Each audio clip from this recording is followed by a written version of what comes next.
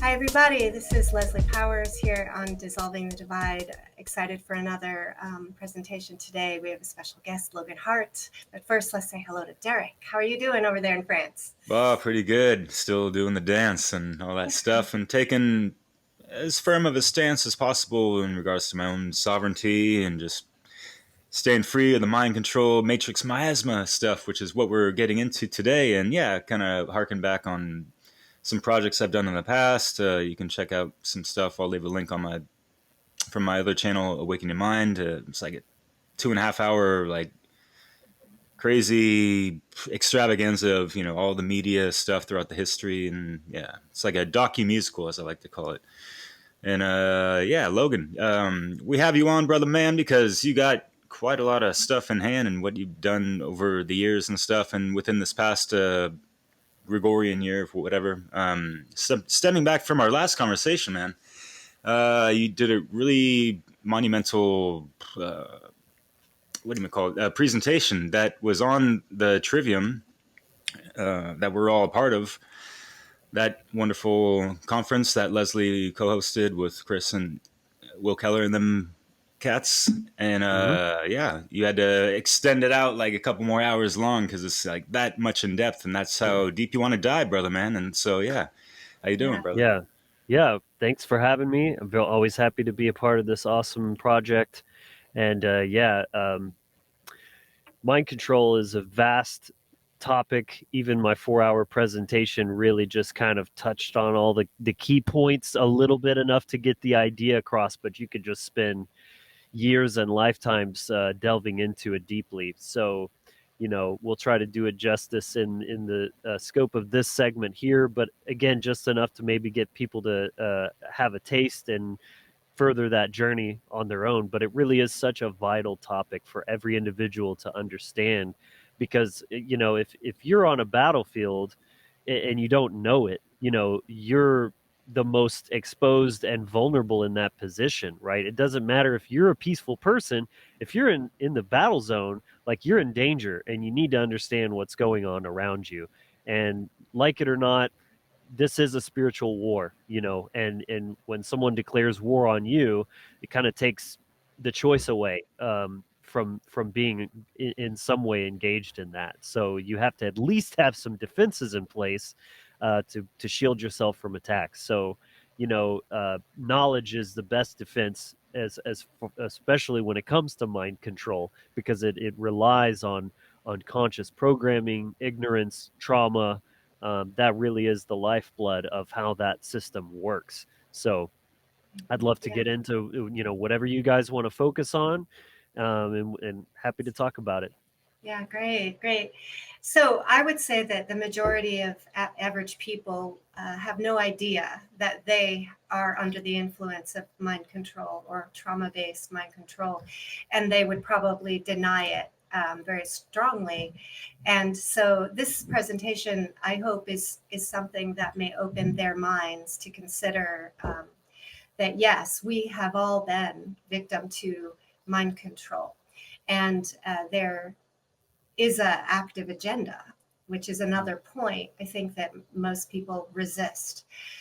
Accepting that was one of the key things for me in opening up, my eyes to what's really going on in the world and to my own awakening. Just really recognizing this evil in the agenda and the efforts to manipulate all our minds. So maybe start by just sharing, like, for the average person who's just living their life peacefully going to work, what types of mind control are they subject to? Great question. I mean, it's the thing with mind control is it's a body of knowledge that is interwoven. It's a system. It's like all of these different tools that they are using to different capacities in conjunction with each other. It's like if you're a sculptor, you might need a hammer, you might need a chisel, you might need some sandpaper. You're not going to use all of them all the time. It's about the tool for the situation. And so that's why I try to lay it all out in my presentation, so that you understand the entire toolkit that's being used and how it actually works on the nuts and bolts kind of level. So to the average person, I would start by saying, if you think that you're not subject to mind control, that is the mind control, or that's the first layer of it, is because mind control isn't something overt. It's not always just the loudspeaker on every corner saying like, you love the republic, we are here for your best interest, and all, like the propaganda stuff. It's not always that obvious. And just very much like an addict, admitting the problem is the first step. If you're in denial, then you're actually the most vulnerable to it, because it's operating in the unconscious and subconscious layer, which is exactly where mind control lives and operates. So that's the first thing, is what it actually looks like versus the Hollywood version that we're kind of shown, and we think of it's like some, like the television is sending this signal, dee, dee, dee, dee, and all of a sudden you're like, kill the prime minister, like in Zoolander, if you know that example. It's what it really is it's a slow erosion of your sense of self, your identity, through microaggressions and abuse that are inherent to the system. That's like the best sort of definition that I can give of how it actually works, is that it's this subtle thing that's so like subtle and insidious that you don't notice that it's happening, kind of like gaslighting in a way.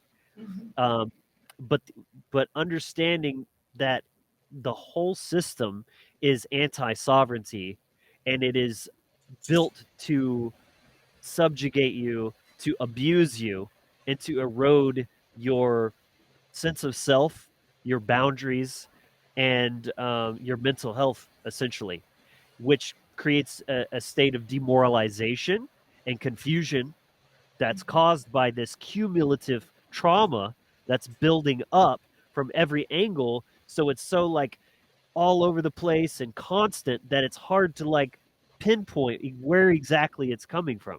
Most people, I think, would at least acknowledge something's off in the world. So things aren't really as good as they should be, right? It's, in fact, it's pretty messed up.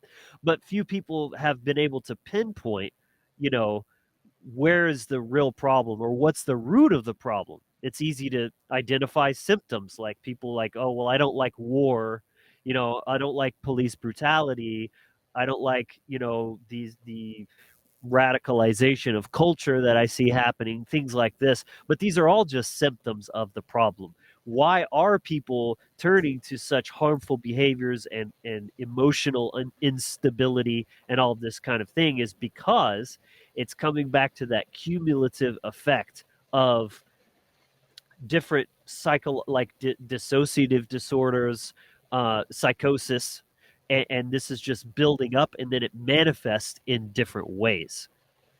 And Sure. That's kind of a good starting point, I think. I know I said a lot there, but No, that Yeah, was real great. quick, it reminds me of that quote that, there could be thousands or millions of people hacking at the branches of what they think is evil, or actually things that are evil.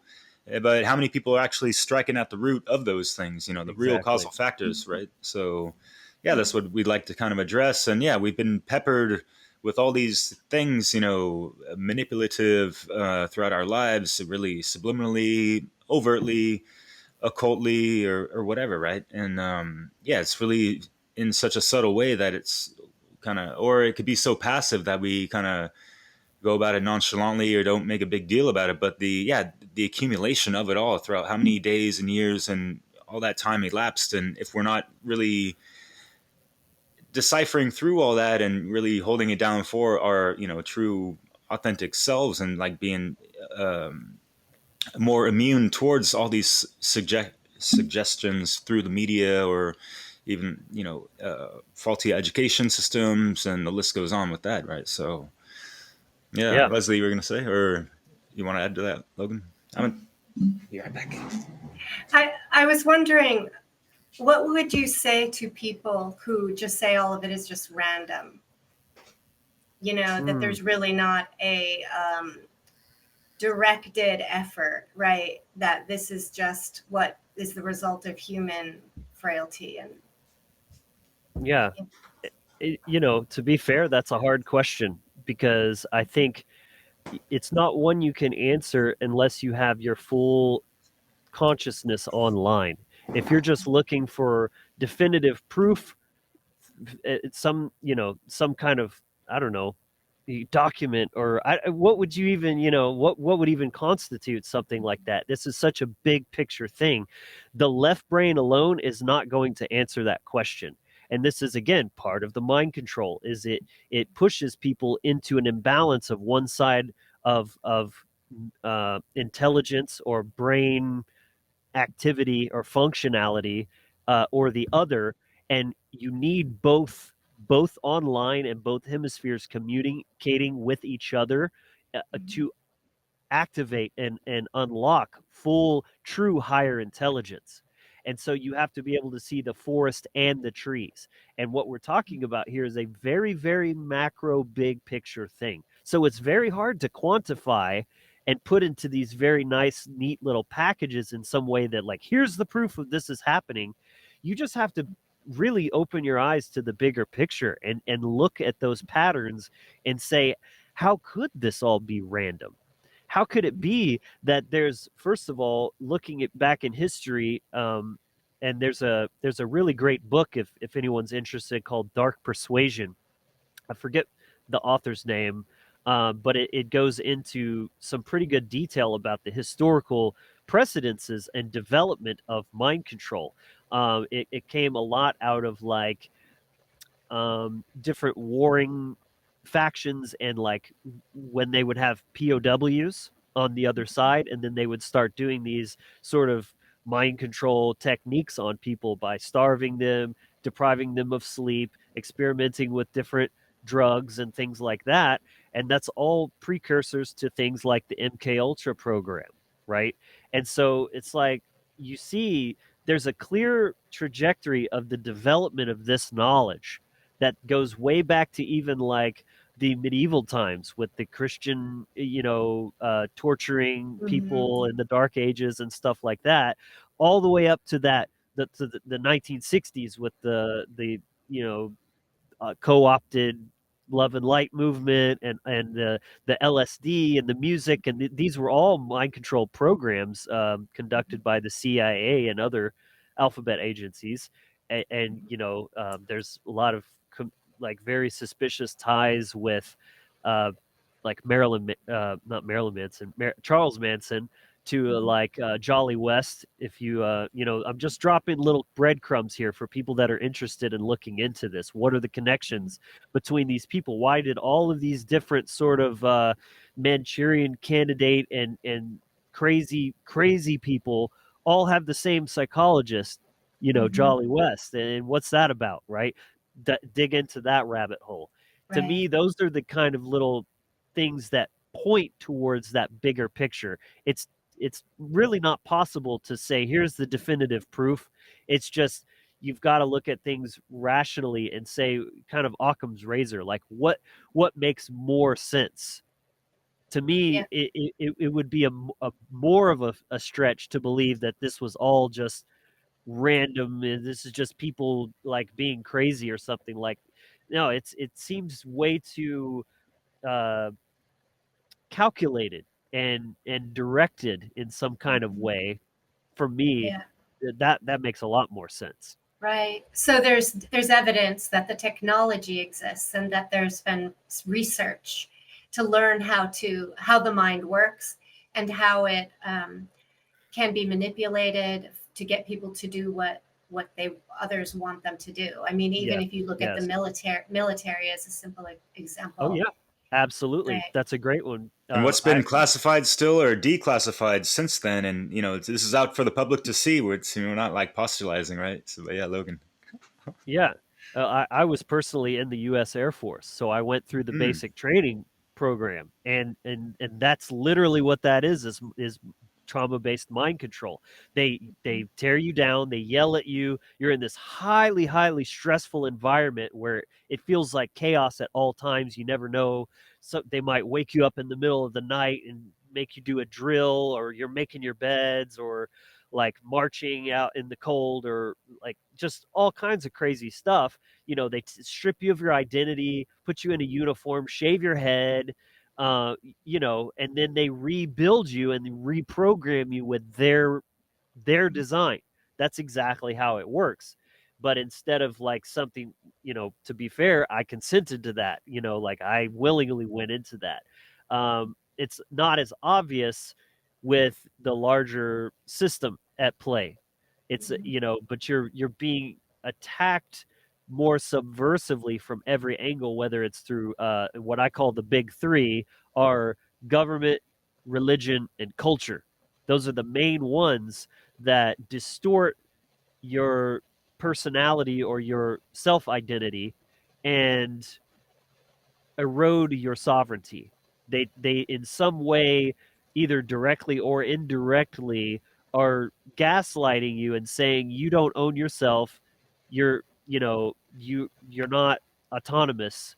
You're either too wicked, right? Religion is like you're too wicked to be free. You need a savior. Government is kind of the same thing. Is like, oh, people are too evil and crazy to be free. We need a violent control structure in place to keep, because freedom is just too dangerous. What is that telling you? Subconsciously programming you like people shouldn't be free. It's too dangerous, right? And then culture uses more of a it's less like overt violence because government is like do what we say or we'll throw you in a cage and steal your money and this and that. Religion is like follow these rules or you'll burn in hell forever, or at least your soul will. Is like more of like spiritual coercion or be and excluded, right, out of a group. yes, well, and to be fair, culture is interwoven into all of that. But culture is more kind of exploiting the tribalistic and collectivist mindset of humans, the fear of ostracization, the fear of, being like kicked out of the tribe, and then that's basically a death sentence back in our primitive history. So it's kind of exploiting those vestigial, psychological aspects that are still there, even though they're kind of outdated in the modern society, but they're being exploited in these ways, and people are not really aware of that. Yes, and as So, people are kept very pressured through the need to survive, work, make money, pay your bills, get your kids places, and watch the Super Bowl or whatever's going on right now. Right, that people are not super aware of themselves and the impacts of this chronic stress, right, and how it's I don't know. I think people think that they're making conscious decisions about their lives a lot more than maybe they even are. yes, you're nailing a very key point there, because that's the thing about mind control is it's not like it hijacks your mind and controls you like, oh, you're going to do this, you're going to do that. It hijacks your identity. And if you dig into the psychology behind this, most behaviors are an extension of identity. If you ever read a book called Atomic Habits, this is a really, really great book for like self-help and stuff. And that's what it's all about, is you have to change your identity first, and then your habits and behaviors will follow that. Well, that's exactly what mind control does. So it implants ideas about who you think you are and how you think the world works, and then you feel like it's you, even though you're playing into what they want you to do because they've implanted that. You think that it's authentic to you, but the reality is who you even think you are isn't even really you. That's the real mind fuck right there.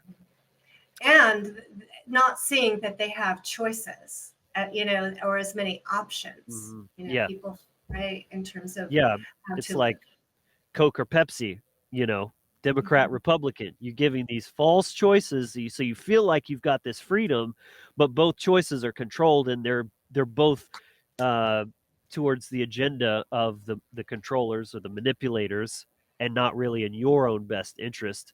And they don't want you to know that there's other options, like how about some like fresh, fresh celery juice instead of Coke or Pepsi. You know what I mean? Oh, that's good for me. I'll take some of that. Yeah. Yeah. Yeah.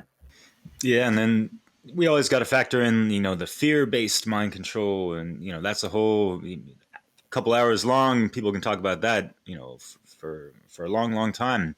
But you mentioned a big three, what government, religion, and culture, right? Yep.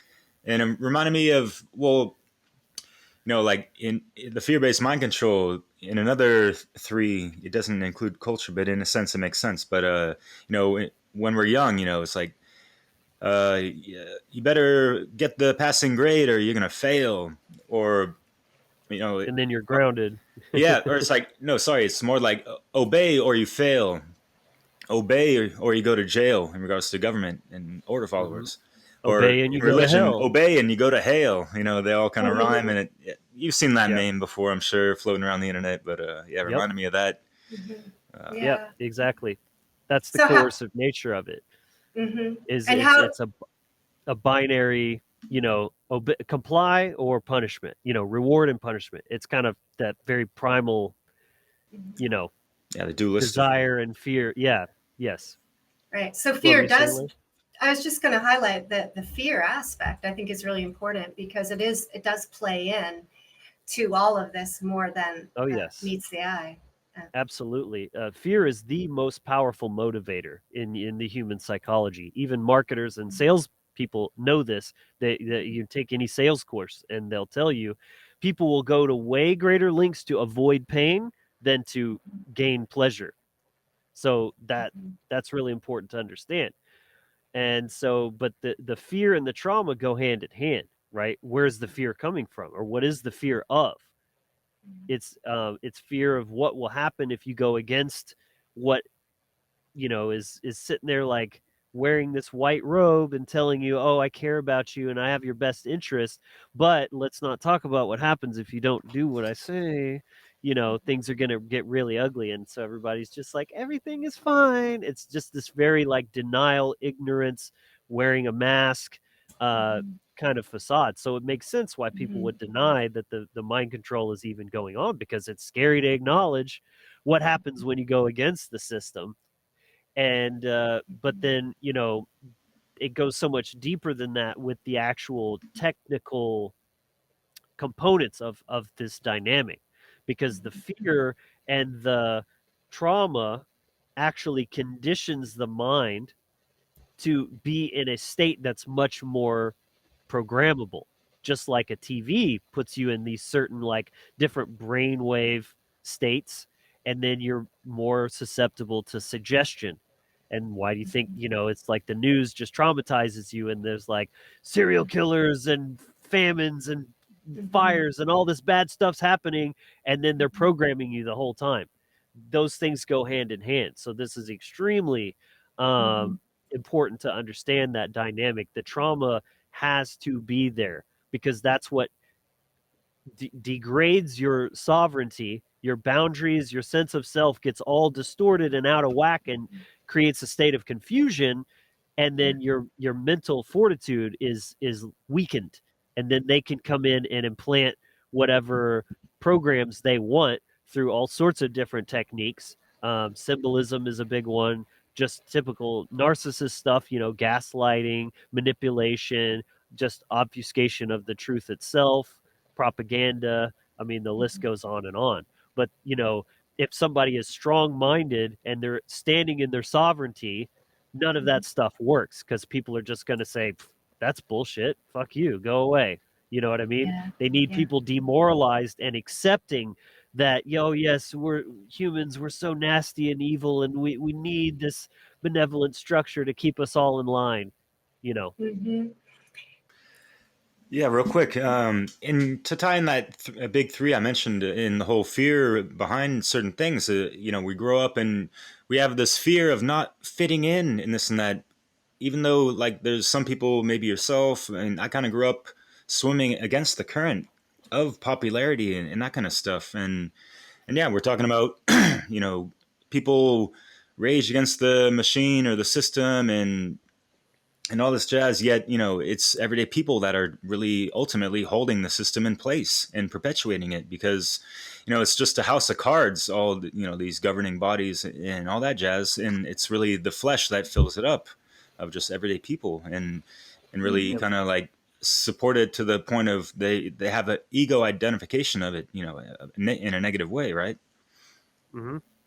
Yeah, Then you get the yeah, herd mentality, and like, yeah, like it's harder to swim against that kind of grain or go against yeah. it kind of, or whatever, right? I'm, I mean, I think a result of this is that people are loving the very systems that are creating the indoctrination and perpetuating Hmm. this slavery, like the school system, Mm. and it's very hard to convince an average parent that the grades don't really matter, that much, and that that the attendance policies that are basically put in place under threat are are a detrimental thing to our society and to the children that their own children. Hmm. So there's so many. It's almost like the success is demonstrated in the patriotism, in the love of these very systems that are Mm. hurting us. Yes, but it's a pseudo love. It's not authentic love, because Mhm. you can't love these psychopathic and abusive systems any more than a woman can love a abusive husband, for example. It's not real. It's Stockholm syndrome, and Yeah. this is a very documented phenomenon that is essentially it's a coping mechanism. It's easier for the mind to convince itself that, oh well, if resistance and being nasty gets me more abused, then if I go all the way the opposite direction to not just even neutrality, but, oh, I love you so much, you're so great, it's like to try to minimize the abuse and convince themselves and the abuser that this is an authentic loving relationship and everything is fine. Then it's hopefully mitigating some of the abuse and damage being done. Yeah. So another name for syndrome would be a trauma bond. And so Yes. it really is the result of some degree of coercion and threat, and then when people are in a fight or flight or in under duress or stress and trauma, the nervous system it has a result, and it can be that people fight or flee, but in many Mhm. situations you can't do either. Fawn. And so fawning, and Yes. or kissing ass in a sense, and trying to please, and is a way of keeping safe. And Hmm. that's really what's happening in so many of these situations. Right. It makes a lot of sense. If Mhm. escape is not an option because you're boxed in, and fighting gets you even more, you know, messed up, then Mhm. fawning is kind of the obvious choice, even though of course it's none of it's really ideal because it's a Mhm. dysfunctional relationship. But I love that you mentioned the trauma bond thing, because that's exactly what I wanted to mention here. Even within the realm of Stockholm syndrome, it's like it's not authentic love any more than say an addict loves their junk. Mhm. They think they love it, and it looks like love in some kind of way, but it's messed up, and it's not actually serving them. It's in fact it's destroying them. And so I'm sure I'm not the first to like coin this concept, but I've never heard of it otherwise. But I kind of developed this idea, or more just realized that this concept of trauma bond goes well beyond just the simple abuser and victim dynamic. It can really happen with any behavior or self concept, or something that is kind of playing the same role as any vice that someone might be addicted to.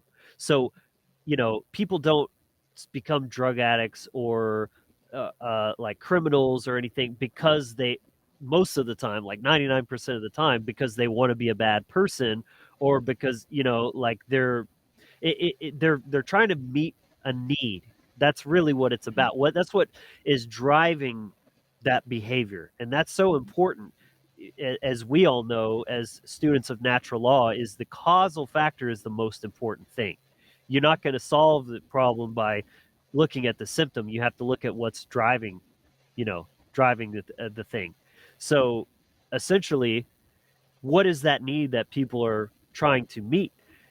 It's wholeness. So trauma fractures the psyche. That's what it does. That's why, I mean, I think there's a movie with like Anthony Hopkins called Fractured or something like that. And you see this a lot. Like people have multiple personality disorders. There's these different ways that this can play out, but that's what it does, because the brain compartmentalizes those aspects of the trauma and the parts of the self-identity that gets wounded in the process. So it disrupts that sense of self, like I was saying in the earlier part. And so the body, I mean, even from a biological level, is always seeking homeostasis. That's its sole purpose in every function that it's doing. And so that's what's driving these behaviors. Is there's something missing inside of me that I feel incomplete and broken, and somehow doing this drug or going around hurting people, or whatever it may be, eating a lot of food, food that tastes good, whatever it may be. There's all sorts of addictions that people trauma bond with, that give them that temporary sense, keyword temporary, sense of wholeness. But because they're not actually healing themselves, their ego, which is simply your sense of self, it's not the devil, it's just you, it's your your own self-image, basically, constructually. Conscious self, right? Yes, Basically, yeah. And it's so, instead of healing that, which is what's driving the behaviors, it's just this perpetual, insatiable need to seek something outside of yourself, to try to. It's like George Carlin said, like trying to be happy with possessions is like trying to cure hunger by taping sandwiches all over your body. You know what I mean? That's the perfect example of what we're talking about here. Is it's not actually filling the hole. Only healing can do that. But that's very important to understand, that this is what's driving all of these behaviors. What maybe it's politics. Why does somebody get so zealous about politics or gender? What's you call it? Gender theory. It's that it gives them some kind of sense of self-importance or righteousness. It gives their ego a boost in some kind of way, because there's something underlying that is like less than, and they're just trying to get that feeling of wholeness from it. And there's just a wide plethora of ways that people graft on to different things, and that's their thing. And that's why people get so zealous about stuff, to the point of like, whoa, that's kind of creepy. Yeah, because it's a mental illness. It's a natural actually psychological process to have parts to become somewhat fractured. And you think of it, we all have some internal contradictions, and we have a part that doesn't want to work. I don't want to work today. I'd rather really just like play hooky and stay home. But I have another part of me that's like, I need to pay my bills. I identify as a responsible person. I have people counting on me, so I have to show up. And, I'm that part it becomes well developed. Those managerial parts of ourself often, become more developed, and then suppress and oppress a lot of our other parts, and we have polarized parts that kind of, work off and play off each other. And this is a natural psychological process in all people. But what happens, and you can study a bit of the internal family systems model, it's becoming kind of popular in the pop psychology world, and it's really a good model that's demonstrating the normalcy of our psychology, and And if someone really understands that about humans, they can manipulate that quite easily through stress, trauma, coercion, and various abuses. And that's where most of us really are. We've had stressors and traumas and prolonged chronic challenges, and we've adapted to survive and to be a good person. And so sometimes we actually will take on the abuser in our own minds. We chastise ourselves. We call ourselves lazy. We do those things, that maybe we heard as a child because a part identified with that as being true, that, and that's what we need to do to be good. Right. So it's a pretty complex psychological process. And in the end, if we want to talk about cause, is the understanding of human psychology that most people are ignorant of. Yes. You bring up so many good points that I could take many different directions, but that is one of them for sure. That's a big part of the problem, is lack of self-awareness.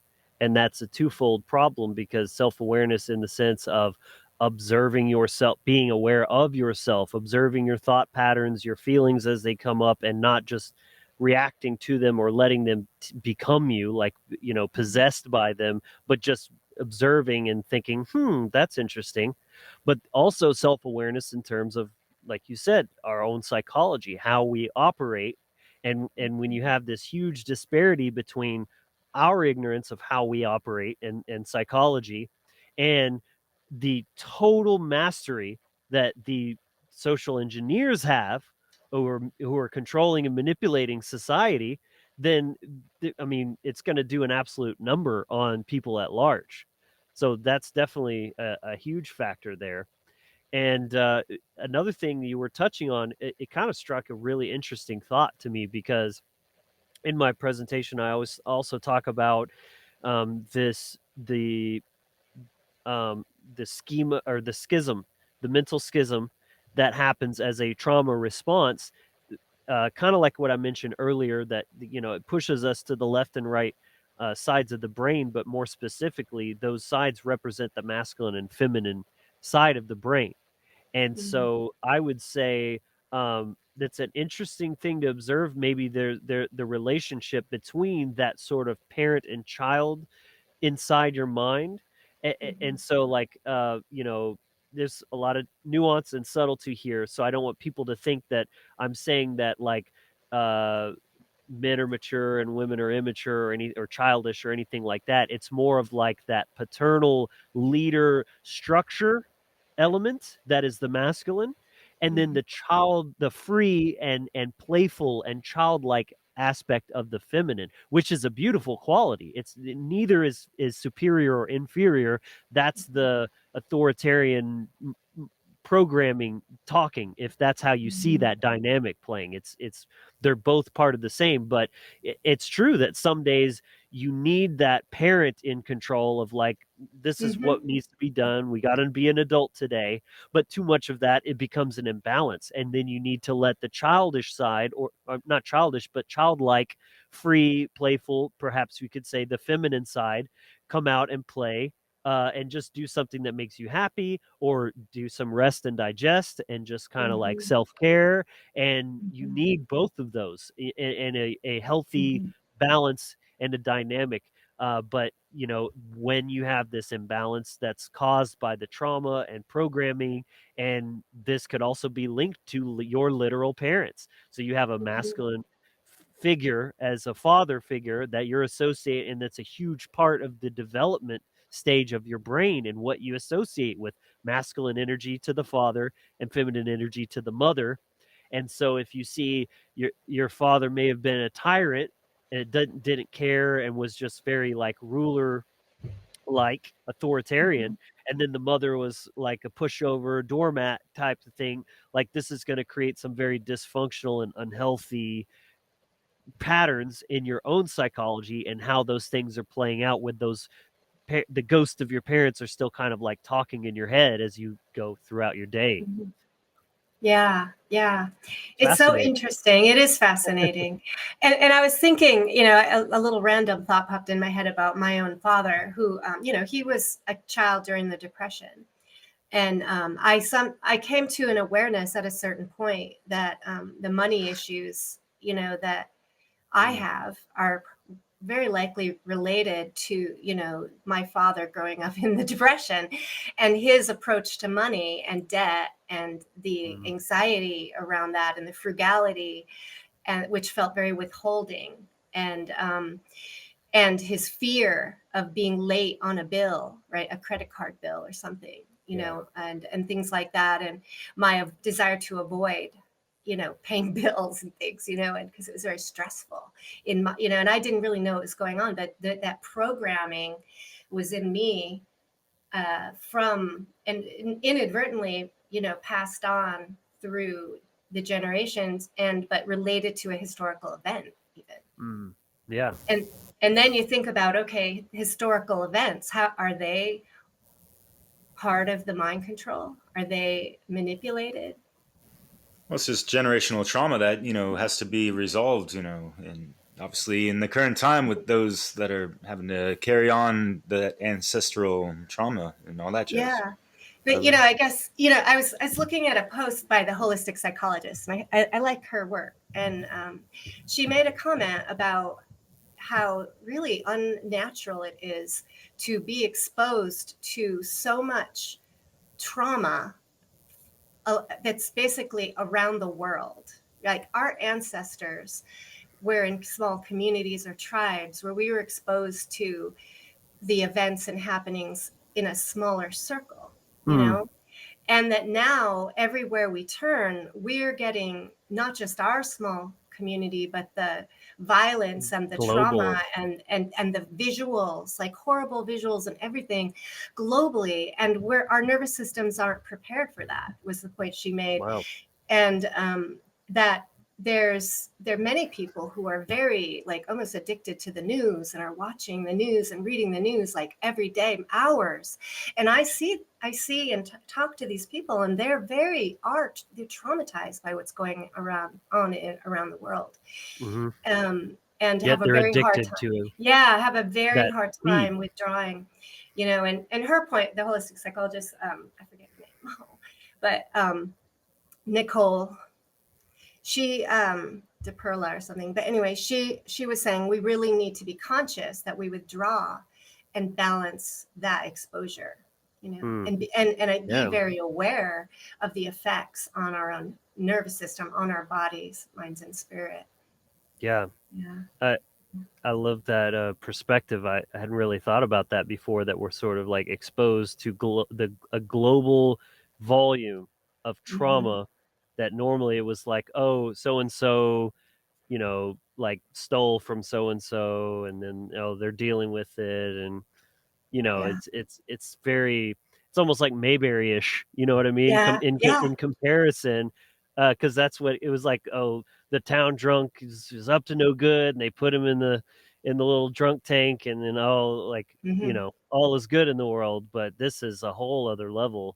But I think that's a good segue into media, because I think that was kind of something y'all had mentioned you wanted to focus on a little bit in this discussion. Sure. Because it's like, I mean, that's a great depiction right there. Is like, how much are you exposed to in your own daily life compared to what you are exposed to through the media, just in general.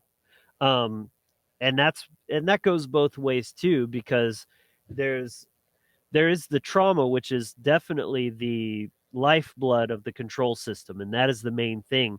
But that has to be in moderation. And so what is another behavior that kind of drives is, okay, I've binged on this fear porn enough. Now I need to unplug and drown everything else. So now I need a good distraction. So I'm going to turn on Netflix or put on the radio or something to make me feel good, to try to counterbalance those negative feelings. And guess what? Now you're all hopped up on cortisol and the trauma, and you're exposed to other forms of mind control in your attempt to escape from that, because now you've got Nicki Minaj, like, just corrupting the youth with her. I'm not even going to get into that, but the people that we idolize collectively, these celebrities and these role models, are just the most disgusting human beings. And then there's programming in symbolism and subliminal kind of suggestion in the TV shows. Just even the modern family and the dynamics that are showing, and how the inverted polarity of the mom and dad and the kids are disrespectful and talking back all the time, and just like that is just very toxic, and it's Yeah. just constant. It's just constant, that all the time, from Yeah. whatever direction you look, if it's the TV or music, or I mean,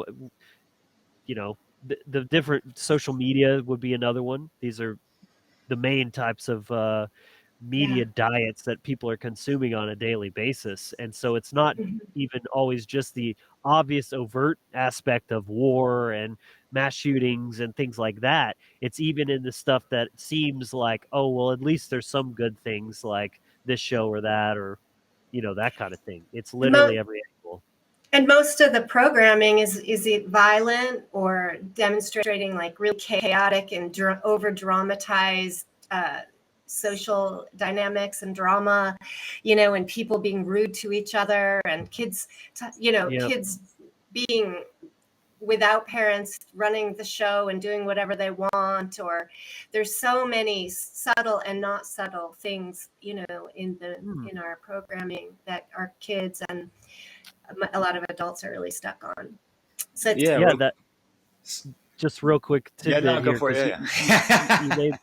you made me think of something that I've never actually vocalized out loud, but I mean, I try to avoid television like the plague, but it happens. Sometimes you can't help it. You're in a waiting room somewhere and it's on, or you're somebody's house for 5 minutes and you're just like, oh God, that's what people are watching hours a day. Jesus Christ.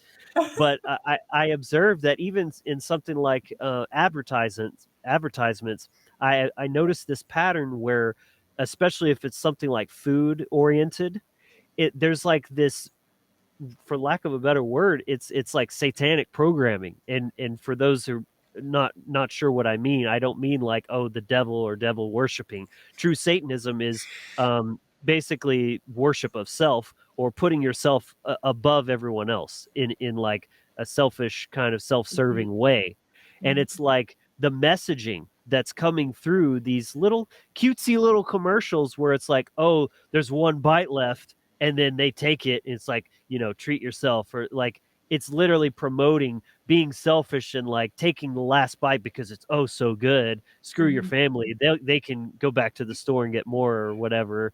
I don't know if y'all have noticed that, but I started seeing it a lot in all different kinds of commercials, this kind of promotion of being selfish for the consumption of something that's so good. yeah. Yeah, overindulgence, and like people Yeah. want to get into the religious side of Satanism. We'll think of gluttony, I guess, if you will, in that aspect with the food. But yeah, Yeah. I was thinking a link to that conversation of when you live in your own little town, right? And your biggest gossip is that so and so slept with somebody else, or whatever. Like, did you see them standing together at the supermarket? But let's think about what the power that can be and has been seized over the human mind on this massive scale. Just look at COVID and what happened. And in my community, and I've heard people say from other communities that if they didn't watch the news, if they didn't see signs and blocks on the floor and, all these things from the basically initiated by the media, that a lot of people would have had no idea that there was a so-called, pandemic happening. It would have been life as usual. There wouldn't have been trauma. But what made it so traumatic was the intensity of all of the media. I mean, you couldn't go anywhere without like on repeat. You couldn't go to Home Depot. You couldn't go to any store without like repeated announcements about social distancing or mask wearing or, telling you what to do. Yeah, I've noticed that as well. It's like the trauma of what they're telling you to be scared of is like so much more intense than what you're actually experiencing in real life. Like, especially if you think about, well, maybe you got sick, maybe some people you knew got sick. I don't think I knew anyone personally that died from it. I heard a couple of stories of someone who knew someone who died, but wasn't that big a deal to me. Now, of course, sympathy to people who were directly affected by that, but that was still a very small percentage. And then you just compare that, the reality of that, compared to all of the fear mongering that was just nonstop for 2 fucking years. It's insane. Yeah, yeah. And it for people who already had a propensity towards anxiety, it created deep anxiety disorders. And now they're showing up in the therapy office and talking about how their health anxiety went skyrocketing, and there's a lot of detrimental effects from that. That is really Yes. unfortunate. Yeah. Yeah. Yeah. So how would you say that these kind of bigger events are part of a mind control system plan? Sorry, say that again. There's Like, some kind of noise. I would think that we all agree that a well orchestrated plan, to lock, like they call it, Project Lockstep or something, right? Where all around the world, the politicians were voicing the same things and creating lockdowns. And so there seemed to be a very orchestrated plan that was beyond, average. And I would say that is a demonstration. If people want to look at what are some evidence for mind control, intentional, that's one place to look. Project Mockingbird, that Project Lockstep. There's these, and are there documentations? I know you did a lot of research for your presentation, and so could you share a little bit about what you found in terms of the documentation around projects like that? Yeah, I mean, as far as something like MK Ultra, there's some they declassified some stuff, but to me, it's more smoke and mirrors, in my opinion, because it's kind of like when you read about it, it sounds kind of innocuous. It's like, oh well, it was a few people that were doing experiments with mostly like electroshock therapy and drugs, barbiturates and psychedelics and things like that to induce different types of. It just sounded very innocuous, and to me, it came across like, oh well, what they're giving you is just the tip of the iceberg. What actually happened was so much more than that, and so much deeper and like comprehensive and expansive than that. But then they'll just give you these little breadcrumbs and declassify it to kind of satiate that, well, oh well, they just declassified it and that's all it was, so surely there's nothing more to it than that. That was kind of the vibe that I got from it, is like this is ostensibly what these projects were about, but I think that was really just the very like tip of the iceberg with that. Right. Interesting. I learned an interesting little tidbit the other day around the DSM manual, Diagnostic and Statistical Manual, or actually, I should probably know what it's actually supposed to be. This diagnostic criteria from the DSM-5, which is what mental health professionals use to identify diagnoses that will. Generally, the main reason that we really need to do that is so insurance companies will pay for our treatment, right? And so we have to justify our treatment. But that the origin of this was from the study of soldiers after coming back from battle. Exactly. And, yeah. So that was a big thing. A lot of Chinese and Russian activity with, like I said, the POWs, stuff they were doing, like all of the fear of the spread of communism and all of that stuff that was happening back in World War II. There was the what was it? The oh my gosh, the something trials. Oh, Tuskegee or something? No, it wasn't. Yeah, I forget. It was something that the Russians were doing Um, that was like during the power change from Lenin to Stalin, I believe, was like there was a lot of like it really rough interrogation and like literal trials to the point where, you know, as we know now, torture gets people to admit to things that aren't even true, you know, just because they're trying to make it stop. So that was there was a lot of that kind of stuff going on. Wish I could remember the name of that. But anyways, yeah, that's where a lot of that stuff came from, was during that time period, and with Chinese and Russian soldiers. Yeah, it seems to make sense that because of the history of humanity with so many wars, that the various sides are always going to try to figure out how do we win, how, you know, what strategies. And so a lot of The show trials. The show trials. Oh, okay, I'm not familiar with that. Yeah. Yeah, and so a lot of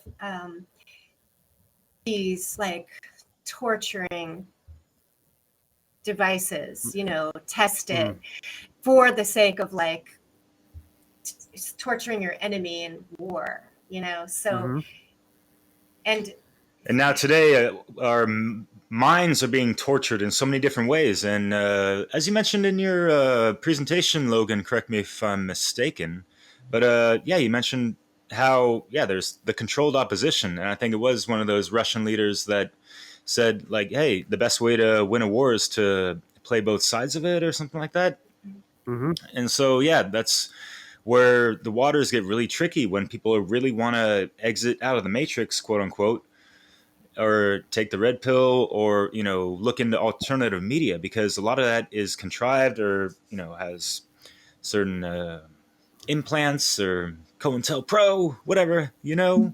So it really has created quite the clusterfuck, even within the whatever kind of alternative movement, whether it be anarchists or truth seekers or libertarians, you know, like all these labels that kind of get thrown out there. And obviously that's a pretty divisive in and of itself, because, yeah, it creates echo chambers and misconceptions, generalizations, and yada yada. When one camp is labeled this and another camp is labeled that, in a sense, right? So, Coke or Pepsi, man? What the hell, man? but the chaos is the key point there that we're all exposed to, right? And as you said in the beginning, this is a spiritual war, and we are part of it. It's not like, you know, that there's these other, you know, people just, you know, fighting each other, but we're now pulled into this whole thing and manipulated into picking sides and having all of this chaos magic or sorcery going on. You know, it feels like, to confuse and befuddle us and to not know kind of what's true, and then, or to feel like that we have to pick a side, and people get very emotionally involved. So would you say this is part of the mind control as well? 100%. Yeah. It's more exploitation of that innate need or tendency of humans to collectivize and to kind of throw themselves into a cause or a movement, and that's not to say all causes or movements are inherently faulty.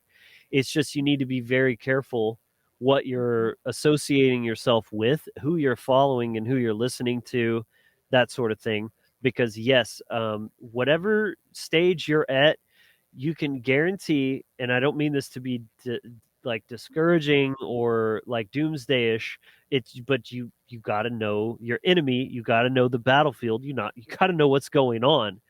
whatever stage you're at in your awakening or your contingency for freedom and making change and this and that, the dark occultists, whatever you want to call them, are already 20 steps ahead of you.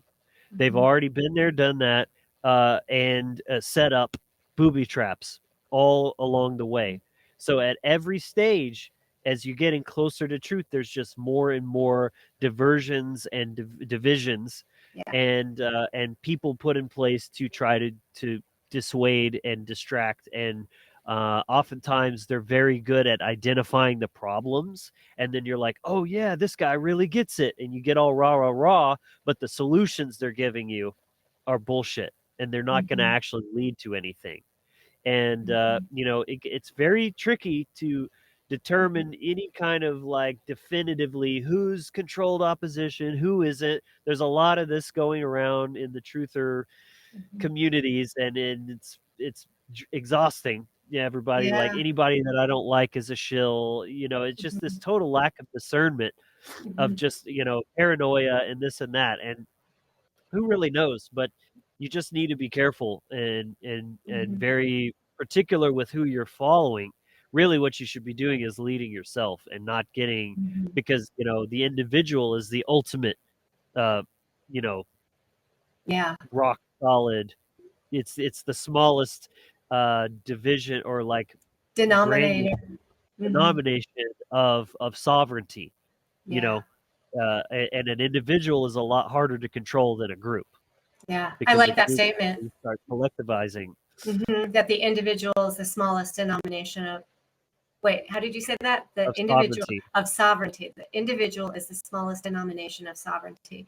And so Yeah. it's at the individual level that we actually create power for the sovereignty of all.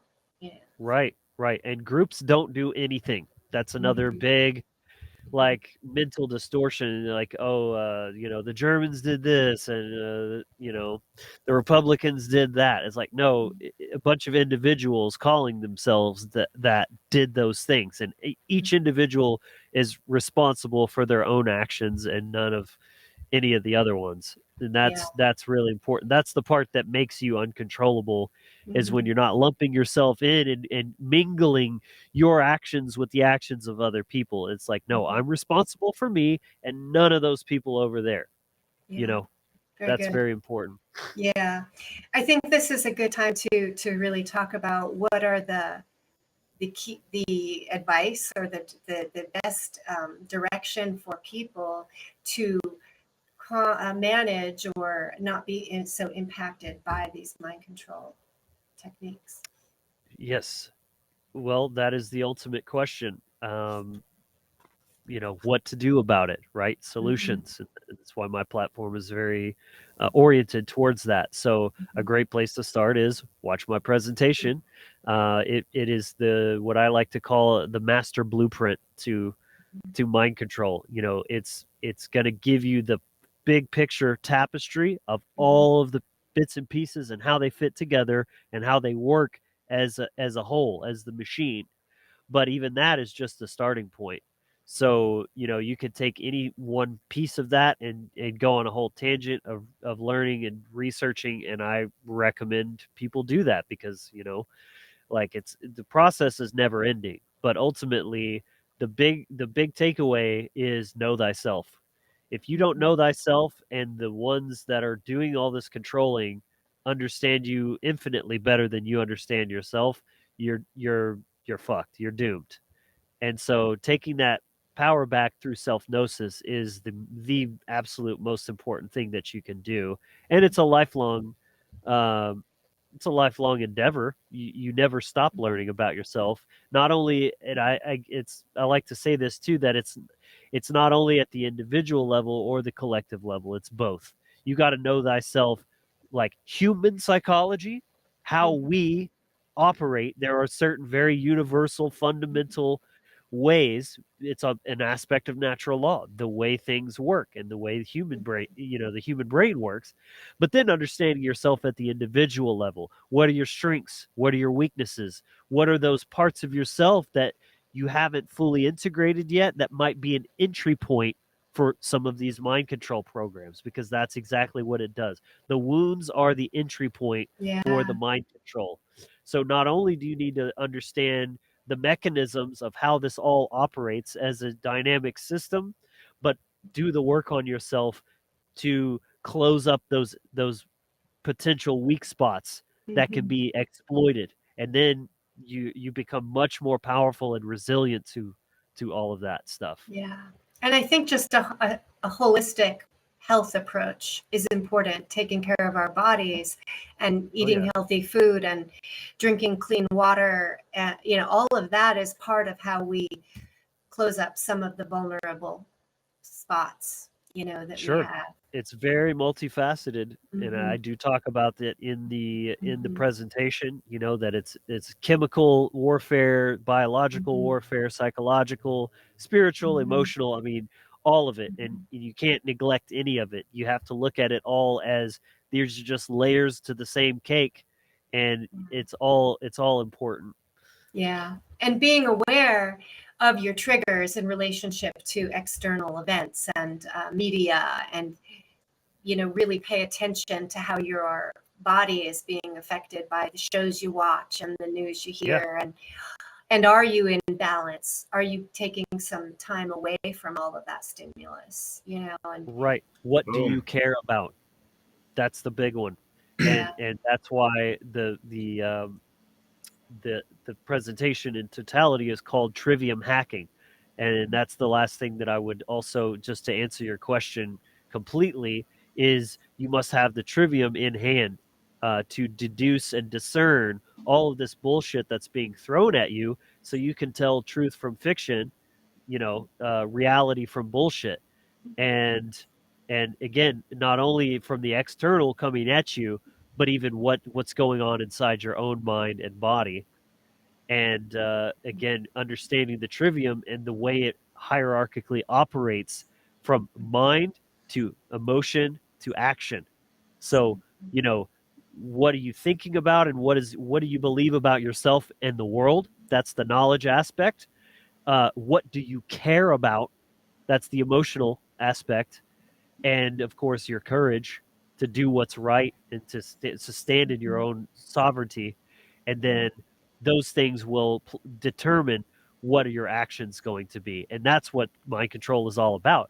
If it's not about what's happening in the mind, it's that if you control the mind, you control the behavior, and the behavior is what is actually creating reality, and forcing you, unbeknownst to you, to build the hell world that they want you to build, that is against your own well-being and in alignment with their dark best interests.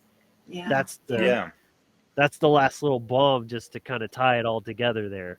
That's Very really what good. it's all about. Fuck yeah. And that reminds me of yeah, that was a really cool segment in your presentation going over the trivium a little bit more in depth and all that. And yeah, it's really important to disseminate information, really understanding the who, what, where, when, why, and how, answering all those questions properly. And but we interviewed Chris Nelson from evolveconsciousness.org, and he's had a good presentation as well, kind of going over like the negative aspects, like the reverse trivium, and kind of going into how people operate through the mind manipulation that they kind of hijacked or inverted, if you will. And going back to solutions and all that, of it reminds me of the hermit card, because you all gotta kind of take a step back and really get more into ourselves and really activate that intuition and be that activated individual, especially in the age of artificial intelligence. We have to hold upright the proper acronym of AI, that activated individual. Mhm. So then we Yeah. can wield those tools to our advantage to properly produce and create things to better ourselves and our society and the world, right? Yeah, Yeah. and I love symbolism, and that archetype is very powerful. You've got it up in there in the corner there. I don't know if you did that intentionally, but yeah, um, he's holding the light. You see, like, that is your knowledge.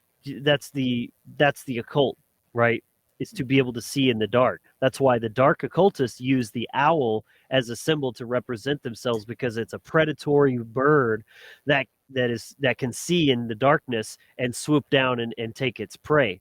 But see, if you are an empowered wizard like this guy up here, you've got your own light, you can see what's going on, you're empowered with that. Yeah. And I'll just add, that the importance of having care, love, agape, thinking outside of your own immediate needs and your immediate circle, but to look and pay attention, ask questions. And as you're learning, really open your heart to what's really going on. And then from there, cultivate courage to stand up, to say no, to withdraw, from those systems that, are systematically beating you down, or that you are recognizing have immoral underpinnings. Yes, and the courage to look at yourself. Very much. Square in the eye, deep and all the deep, dark, scary aspects of that, of your shadow. Yeah. That's the worst thing that people are avoiding. Yeah. The last episode, Derek interviewed Scott Gordon. I wasn't able to make it. I was sick, but Scott talks about the importance of looking at evil, both, the transgressions against you and the importance of processing those in the detailed ways of understanding and releasing them, but also looking at your own transgressions against others and how hard it is to do that, but also very essential to the freedom that we need in order to break free from these control structures. Yeah. Powerful.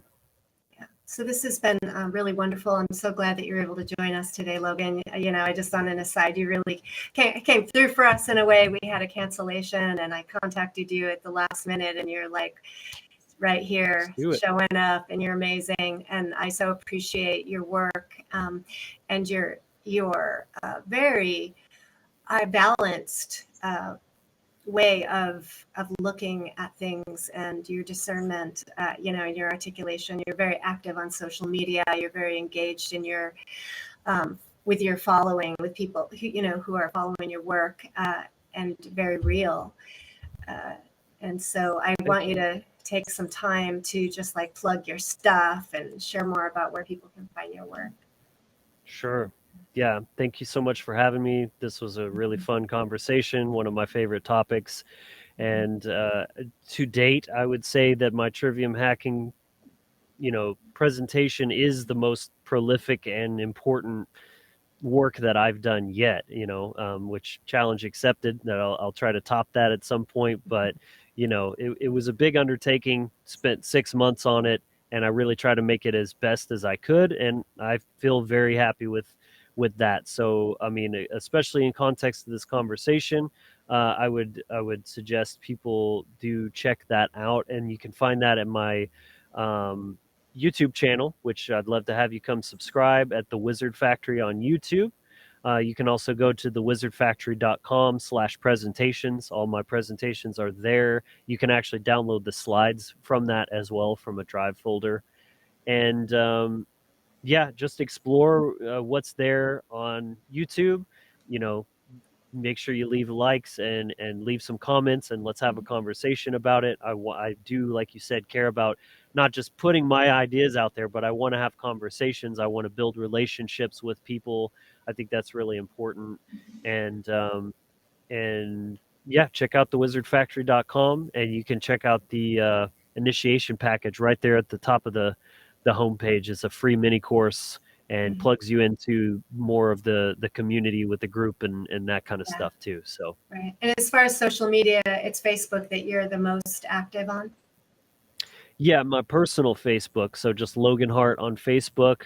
I'm trying to build the other Wizard Factory social media, but it's a slower grind, because when you're not paying for ads, your just organic reach is really down on these major platforms like Meta and stuff, unfortunately. But if you check out the link tree, which I can share down below for everyone to make things easy. Everything's connected. Like I made a Linktree web that connects to everything, so you can find all my personal links as well as Wizard Factory, everything, and Yeah. anything else. So just name a couple other of your major interests and topics that you talk about on your platform. Sure. It's primarily focused on just all around empowerment. So, having your mindset correct, standing in your sovereignty, and then how that's applied is how things kind of show up in different interesting ways. So spiritually, I talk a lot about paganism and animism, which is to me, the true natural spirituality without dogma and all of the toxic things that get baked into religion as well. Anarchism, true political freedom and sovereignty, or I should say apolitical, because it's not, your freedom or rights don't come from government. That's a fallacy.